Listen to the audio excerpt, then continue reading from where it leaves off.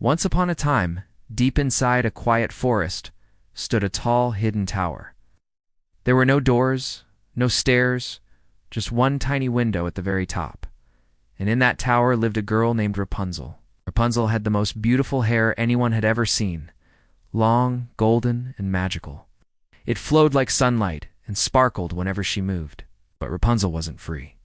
She was kept in the tower by an old witch named Gothel. The witch had taken her away from her family when she was just a baby. Gothel wanted Rapunzel's magical hair, which kept her young and strong. Every day Gothel would stand below the tower and shout, "Rapunzel, Rapunzel, let down your hair." Rapunzel would let her long braid fall out of the window, and the witch would climb up. Rapunzel was kind and gentle. Though she was alone, she made the most of each day.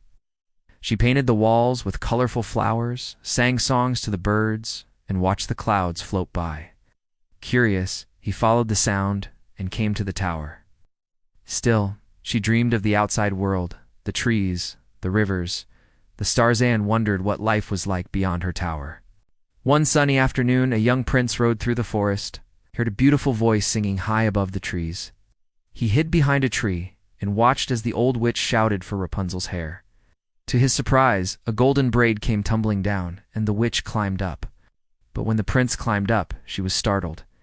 The next day, after the witch had left, the prince stood below the tower and called out, "Rapunzel, Rapunzel, let down your hair." Rapunzel thought it was the witch again, smiled and said, "Don't be afraid. I heard your voice and had to see who it belonged to." Rapunzel had never seen anyone like him before. He was kind and full of wonder.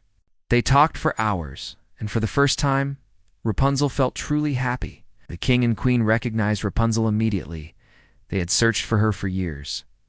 From that day on, the prince visited every evening. They shared stories, laughed together, and made plans to escape the tower. One starry night, Rapunzel tied her golden hair to a hook on the wall and carefully climbed down. The prince held her hand, and together they ran through the forest under the moonlight. Soon, they reached the royal palace. There were hugs, happy tears, and cheers from the whole kingdom. The witch's spell was broken. Rapunzel was free. A grand celebration followed. There was music, dancing, and fireworks in the sky. Rapunzel smiled brighter than ever, surrounded by people who loved her. From that day on, Rapunzel lived happily ever after, no longer trapped in a tower, but living a life full of joy, love, and freedom.